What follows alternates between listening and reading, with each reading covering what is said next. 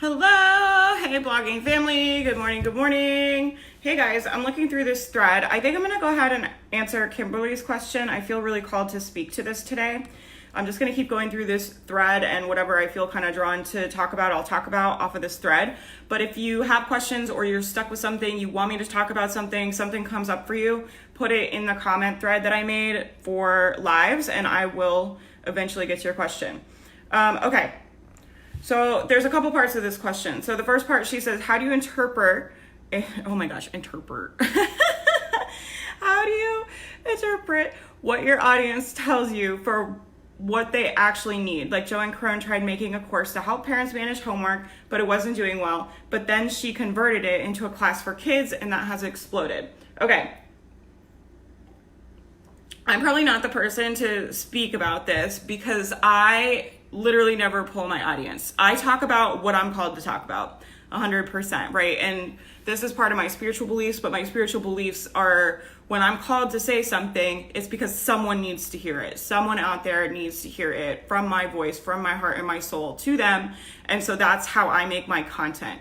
I'm never really, this is maybe bad advice, I don't know, but I'm never sitting around really thinking too much about my audience. But I think also I've been doing this so long and talking about the subject for so long that I feel deeply connected to my audience. So I feel like I have a good sense of what they maybe need or want, but I'm never sitting around brainstorming things as far as from my audience's perspective. I have a podcast about this called My Unpopular Beliefs About Avatars. Maybe go listen to that because it goes into detail about this. But what I would do if I were going to create a product, I would not go pull my audience, right? I would be walking outside. I would be saying prayers. I would be saying what's the next step for me? What do I need to share? What am I called to say? What am I called to say? What am I called to share? What am I called to help with? And sometimes I'll ask who needs to hear from me? What does my audience need to hear from me? So from that way, I guess I am kind of tapping into that. But I think people get stuck really with this avatar exercise of really trying to nail down their reader and know their reader and know their reader and know their reader and what do they want and what do they wear and where do they go and what car do they drive. And I think people get hung up on this avatar thing. That all is fine. I'm not knocking that. That's an important piece. But there's this other piece that is what are you here to do? What is your message? What truth are you here to speak? What are you here to share, right? What do you want to do, right? And I only make courses that I'm excited to make, right? When I sat down to do my quarterly planning, I had a course coming up that I was supposed to make that I didn't feel like making, right? I only make courses that are aligned with my heart and my soul, and I don't care how much money I think it can make me, right? To me, it's almost like art or something, right? It's I can't sell out my spiritual integrity in my business, if that makes sense, right? So I would never make a course just because I thought it would make money, or if I saw someone else doing something and being really successful. I'm always looking inward. What's the next step for me? What am I here to do? What am I here to say? And Kimberly, I'm not saying you're doing this, but I think there's a lot of dialogue around your avatar and your readers. There's not so much dialogue in the blogging space around your message and what you're here to do, what you're here to say, right? So that's kind of the piece, I'm trying to bring this other side to that conversation. The other thing I'll say is I'm not scared to make products and have them flop. I'm just not. My belief is I make the product and God distributes it, right? It's and that's a spiritual belief, but it's also I don't have the fear around what if I make something and no one buys it, because I believe that the right person will hear that information. The person that it is meant for, it will find, right? And I surrender that outcome piece. When people try to hang on to the outcome of, how much money can I make? How much is this going to sell? Are people going to like it? Are people going to want it? And you start clinging on to that outcome, I think it affects your work. It affects my work anyway. So I have to surrender the outcome. I have to trust that it will get to the people that it's meant to get to. And my job is just to say the message, right? So that's kind of how I would deal with this. But like I said, this might be bad advice. And what works for me, I totally recognize what works for me doesn't work for everyone. I'm just on here sharing my truth. And I'm not going to come on here and tell you guys pull your audience when really I would never do that, so I'm just kind of giving you guys different ways to look at things, but take what serves you and leave the rest, right? So I recognize not everyone I think my brain, the way my brain works and the way I look at business is a lot different than most people, and I recognize that. So I don't claim to have everything figured out. Okay, there's a second part of this question that's really long. I'm going to try and just kind of sum it up on here. Okay, how can one be confident in their message even when other people haven't experienced the same thing? When I talk about how I hate C-sections, they oppress women, not everyone feels that way. I 110% felt more like a woman and powerful and strong giving birth vaginally, even with an epidural, but someone on a podcast in my niche said they didn't feel like a woman. Either way is fine. It just grated my nerves because I feel like it devalues all the hard work that needs to go into making sure expectant mothers are given every opportunity to give birth vaginally. I'm just turned off and feel an identity crisis with my blog. I feel stifled and like I'm not free to express my views, mostly because I don't want negative feedback. I'm supposed to be empowering C-sections. That is the freaking name of my podcast. So I'm afraid of being so critical of them and telling women they were robbed, because at heart, I truly just want to make sure women don't feel shame or guilt for having C-sections. It's so hard.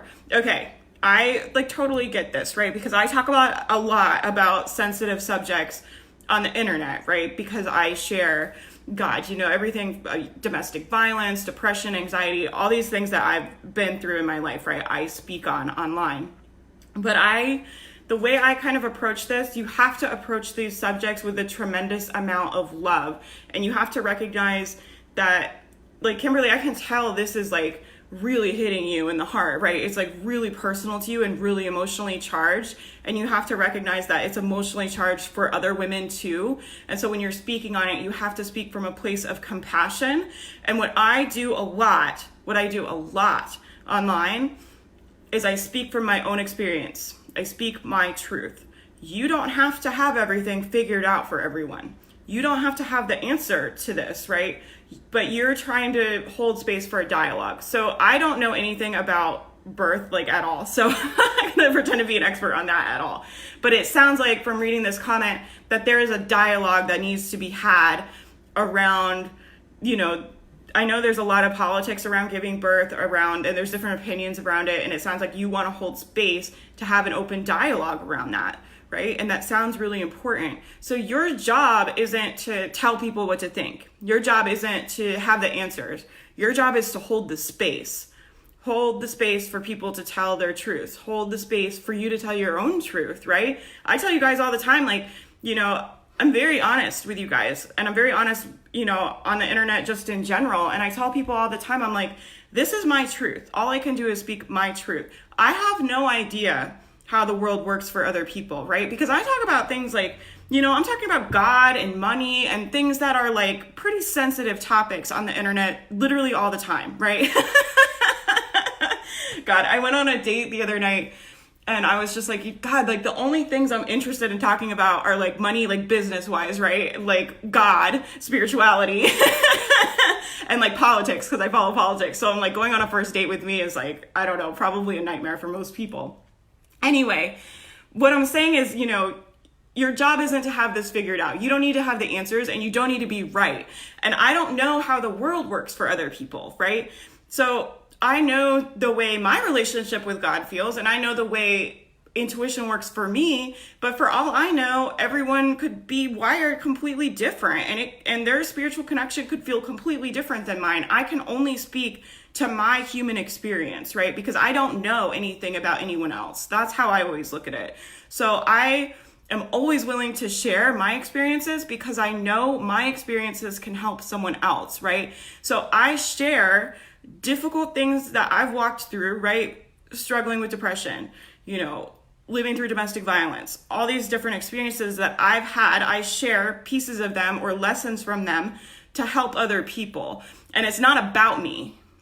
It's not about me. So this is the other important piece when you're talking about sensitive subjects.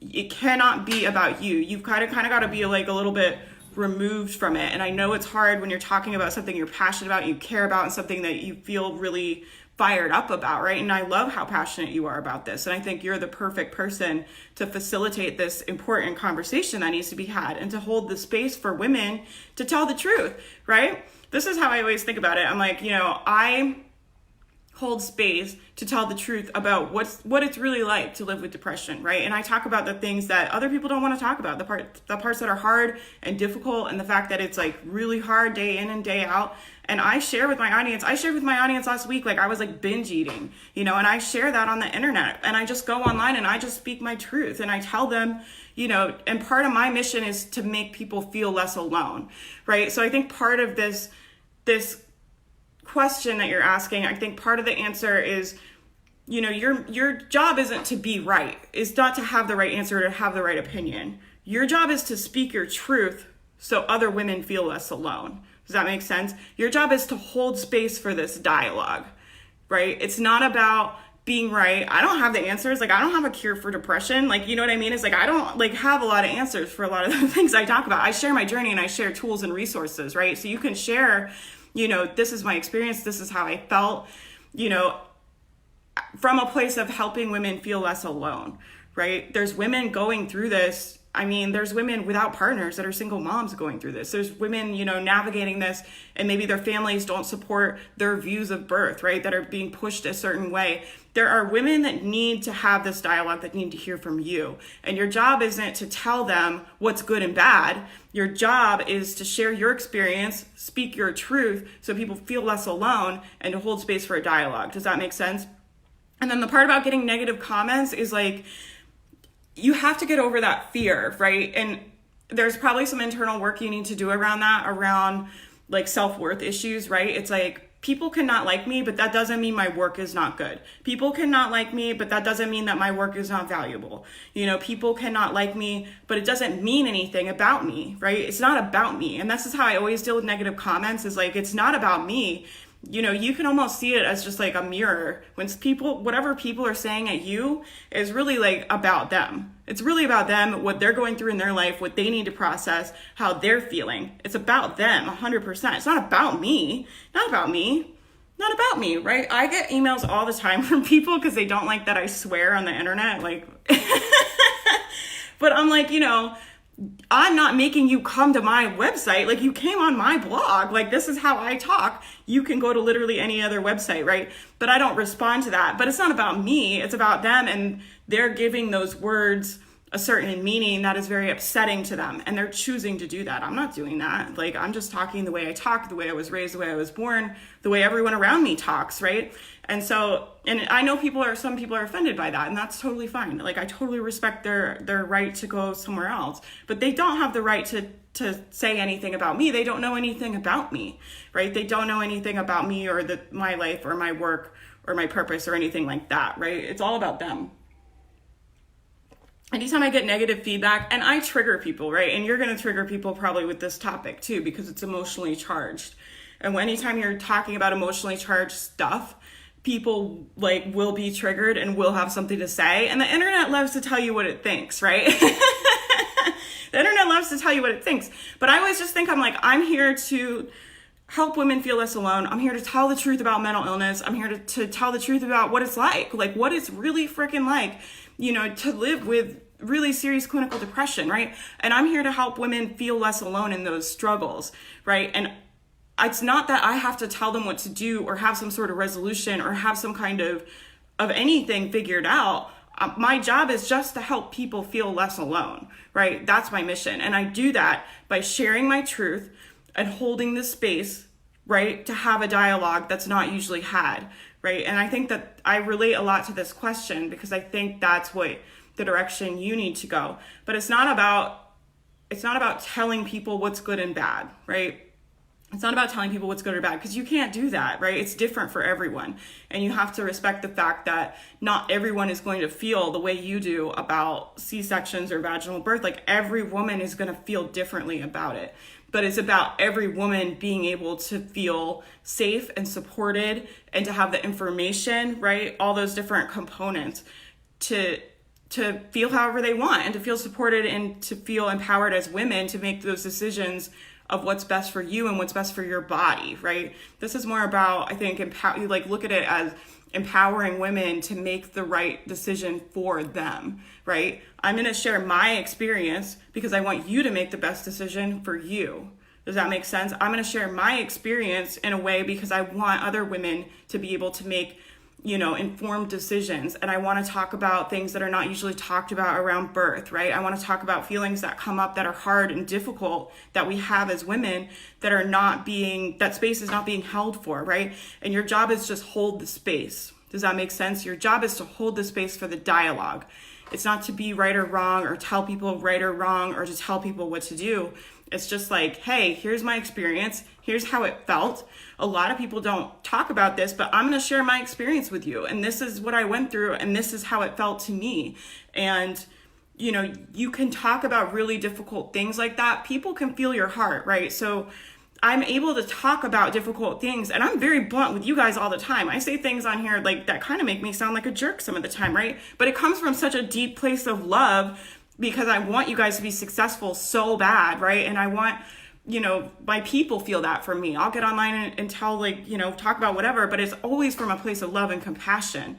So my true people that follow me, that watch these videos are not getting offended, right? Because they know even when I'm dishing tough love to you guys and I'm saying things that are blunt or unpopular, I say unpopular things on the internet all the time, but I really don't get that much backlash from my audience at all because they know that I deeply love and care about them and that I deeply care about the things that I talk about online, right?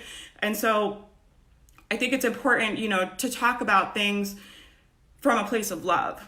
I'm going to share this story with you and this experience with you. And you can even acknowledge, this is hard for me to talk about because I don't want women to feel bad. I never want a woman to feel bad. I want women to feel supported in their birth or, whatever it is, but I want to share my experience and this is why. And when you explain that to people, they're like, oh, okay. People understand that we have to talk about difficult things and people can feel your heart. If you're like, I deeply want to have this conversation and it's so hard for me. I would talk about this on the podcast. I would say, I've had blocks around talking about this stuff because it's so hard because I want women to feel supported and I want women to feel cared for. But there's this whole other dialogue that's so important to have. And I'm not really sure the right way to facilitate it, but I want to do that on this podcast and I'm going to try my best. Right. And when you're really honest with people, when like that from a place of being really transparent, I tell people, I'm like, I don't, a lot of times I'm like, I don't know what I'm talking about. This is what I think, this is my opinion, right? But I don't know what I'm talking about. And I'm always really transparent about where I'm at. So you can tell people, this is a hard dialogue for me to have. I'm not sure the right way to do it. I'm going to try my best. And I want women to feel heard and seen and supported. And I'm going to try my best to hold that space the best I can, and when you're honest with people like that, they'll give you slack, right? No one's going to be like, you're a jerk. But yeah, and your message is important, right? And this is the other thing about trolls is my mission and my message is so important to me. And at this point, just so deeply a part of who I am. I don't give a single F. I'm trying not to swear as much online. I don't give a single F what people think about it. I don't care who doesn't like it. I don't care who, has an issue with it. I don't care who in my family sees it.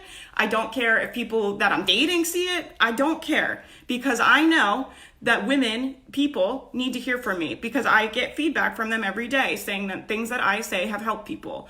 And that drives me so much more. I don't care. I don't care what people say about me. I don't care who doesn't like it. Right? I have something to say. That's how it feels to me, right? It's I have a mission and I have something to say. And I don't care who doesn't like it. And you kind of just got to get in this place of I'm here to take up space. I'm here to do the work that I'm here to do. And I'm here to do my mission. And I don't care about negative comments and all this other stuff, right? And connect to your mission. Kimberly, there's women out there that need to hear from you. That there's this dialogue that needs to be had, right? And you have to get in that place of stepping into your avatar of a woman that's trying to navigate this, who's alone, who's never been around this kind of conversation, that might not have anyone in her life to talk to openly about this stuff. You need to step into her shoes and be like, I'm going to talk to her. I'm going to make something for her, right? And I don't care who doesn't like it.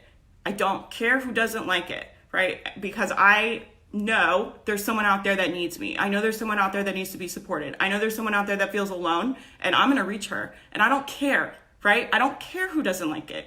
And that's kind of the energy I'll get in. I have a podcast about that on my other, I can't remember what it's called. it's like the energetics of rising up, but it talks about like kind of just rising yourself up to where you're like, I'm too busy. I think I talk in there. I'm like, I'm too busy, you know, and important to care about this. And like the things I'm doing in my life and my mission and my heart are too important to worry about small-minded people, right? And you just kind of have to shift yourself like where you're up here, where you're like, my mission is too important. I don't care about that. Like, you know, I don't care about this other stuff. It's too far below me. Doesn't even matter. You know, people not liking that I swear on the internet is such a small, minute thing to me compared to the people that I want to reach, right? And the fact that there's young women that are depressed, that feel alone, that don't have anyone to talk to, that relate to what I'm saying, that relate to the way I talk, and I talk to them when no one else is, right? That's so much more important to me. I energetically like am up here. You understand what I'm saying? I'm like, you know, I have to reach her. She's alone. All these really important things. And when I think those things in my heart, in my head, it energetically rises me up here to where the negative comments and stuff are like beneath you. You're like, oh, that's stupid. I don't care about that. I don't care that somebody doesn't like what I have to say because my mission is so important and I'm energetically so much higher, right? I've energetically rose myself up so high where it's like my work is important. I have to talk to her. There's people that feel alone, all that different stuff. You know what I mean? And I talk about this all the time, so I'm not going to go too much into that. But Kimberly, I hope that's helpful. Let me know. Let me know your thoughts, and I'm happy to speak more on this. This is a really sensitive topic that I know nothing about. So, you know, I'm happy to share with you my experiences speaking about sensitive topics online, you know, but I really think the best advice is just to speak from a place of like deep love and compassion, right? And people can feel that energy from you. So, and from a place of service too. This is like kind of a weird, like intense story, but I used to work at a domestic violence shelter and we would have to answer the crisis line, which terrified me when I started working there because sometimes people are suicidal that would call in. And I would just be like, like, what if I say something wrong? What if I say the wrong thing? Like, what if I screw up? You know, but people feel your heart. Like, I'm there to help you and I'm here to help you and support you. And I'm going to stay on the phone with you, right? And people can feel that energy where it's not about saying the right thing. It's about my energy of like, I'm here to support you. I'm here to support you and I care about you. And I'm going to hold the space for you, right? And so it's not about always having the right answers or saying the right thing. It's more about the energy of like, you know, I'm here and I care about you and I'm going to hold this space for you. Does that make sense? So that's kind of an extreme example talking about suicide, but it feels like that to me sometimes online. It's like, you know, it's not about saying the perfect thing. You know, people don't follow me because I'm like eloquently and like telling them the right things to do and telling them how to fix their life. They follow me because I'm honest and I care about them. I care about my readers. I care about you guys. I care about my people. That's why people follow me, right? I mean, it's not because I have like groundbreaking advice. I don't think, you know what I mean? I get on here almost every day and say almost the exact same things to you guys every day. Right? But I'm sending love to you and I'm holding space for you and I'm supporting you. And that's why people follow me. Does that make sense? So Kimberly, let me know if this is helpful. Let me know if you have any questions. I love your work so, so much. I really want to see you get unstuck. Just free yourself of like, you know, all this stuff that's holding you back because this is an important dialogue and you're being called for a reason, right? I know this is like on your heart for a reason. You're being called to speak on this topic because someone needs to hear from you, right? That's my energetic belief about ideas, right? You wouldn't be called to this work and called to speak on this topic if there weren't people out there that didn't need to hear about it from you. Like you're being called. You're being called to this work for a reason, and it's time for you to rise up and put your message out there. And you just kind of got to go for it, right? And just do it and just have faith, right? And it's safe for you. It's safe for you to know that you're guided and protected and everything is going to work out and everything is going to be okay. And it's safe for you to know that you're going to figure things out. You know, you're divinely guided and supported. I know Kimberly because she was my roommate at Activate, so I feel like I can talk to her about God. But you're divinely supported. You're divinely guided, right? You're divinely supported. You know, you just have to step into that trust and have faith and just go forward because people need this message and they need it from you. Okay. So that's what I'll leave you with. All right. Okay, guys, I'm going to hop off of here. Oh, hey, Maria. Sorry. I don't have my glasses on, so I couldn't see you guys commenting. I hope you guys have a good day. I'll talk to you guys soon.